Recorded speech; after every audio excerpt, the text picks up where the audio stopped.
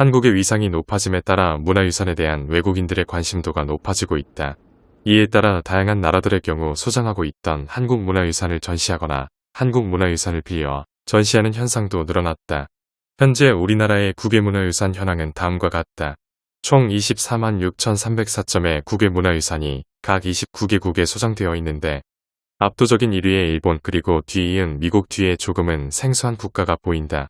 바로 독일이다. 총 15,692점 독일이 소장한 한국 문화유산의 수이다. 압도적인 수로 유럽권 나라 중에서는 한국 문화유산 소장 국가 1위이기도 하다.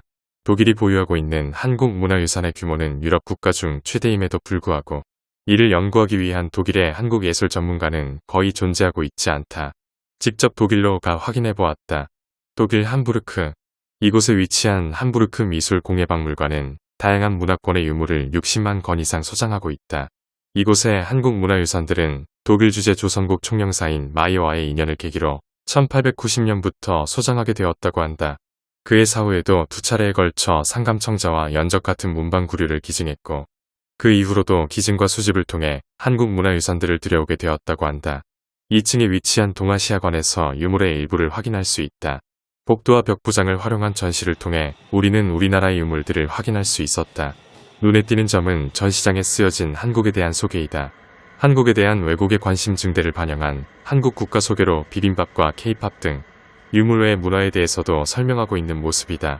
이러한 구성을 통해 박물관을 방문한 외국인의 경우 유물을 보는 것에 그치지 않고 한국 자체를 알아가는 기회를 얻을 수 있어 보였다.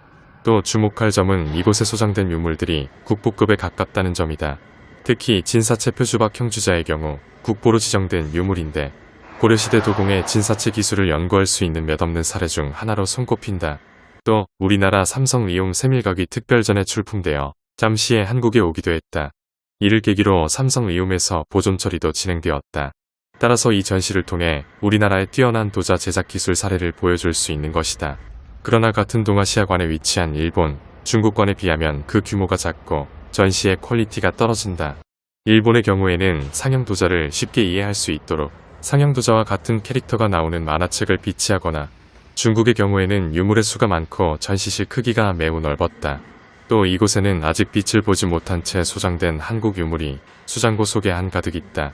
한국의 문화를 알리는 데 도움을 주고 있지만 과연 이것이 한국 문화 발전에도 도움이 되는지 고민이 되는 상황을 볼 수 있는데 베를린의 홈볼트 포럼 전시에서도 유사한 사례를 확인할 수 있었다. 홈볼트 포럼에 마련된 한국관에서는 더욱 다양한 유물들이 전시되어 있었다. 다른 동아시아 나라 관에 비하면 10분의 1 수준이지만 작품의 수는 많았다. 도자, 회화뿐 아니라 한국의 영감에 대해 소개하고 있는데 회화 파트에서는 19세기부터 현재까지에 대해 소개하며 격변의 시대 김웅도라는 제목으로 김웅도에 대해서도 소개하는 구성을 보여줬다. 또 작품의 캡션들이 한국어로 쓰여져 있었다는 점이 인상적이었다. 독일 전시관에 쓰여진 한국어 설명은 너무나도 친밀하게 다가온다. 그러나 홈볼트 포럼 속 작품 캡션들의 오류는 너무나도 많은 문제를 보였다. 번역기를 돌린 듯 어색한 문체나 용어의 오번역이 보였다. 홈볼트 포럼의 경우 2023년 우리나라 정부가 10억을 들인 전시를 열기도 했었는데 한국특별전에 일본 유물 전시를 하거나 일본 식민지주의 시선의 설명과 유물을 전시하기도 해 논란이 되었던 일이 있었다. 이런 문제점에 대해 독일은 그저 슬그머니 수정을 진행했을 뿐이었다. 많은 돈을 들임에도 한국 문화유산에 대한 적절한 홍보가 이뤄지지 않는 점에 대해서 우리는 생각해 볼 필요가 있다. 최근 우리나라와 독일은 교류 140주년을 맞아 우리 문화유산 반환에 대한 이야기를 나누었다. 이번 독일의 한국문화유산 전시를 확인하며 우리는 어떤 것이 최선인가에 대해 고민할 필요가 있다고 느껴졌다. 우리나라를 알릴 기회이지만 제대로 된 전시가 이어지지 않는다면 타국에 있을 이유는 없어진다. 무엇이 정답인지 알 수는 없다. 그러나 분명한 것은 우리의 문화유산에 대해 지속적이고 뜨거운 관심이 유지되어야 문화유산이 어디에 있든 빛을 볼 수 있다는 것이다. 즉, 해외 소장 문화유산에 대해 양날의 검이라 정의 내리기 전 적극적인 관심이 필요하다.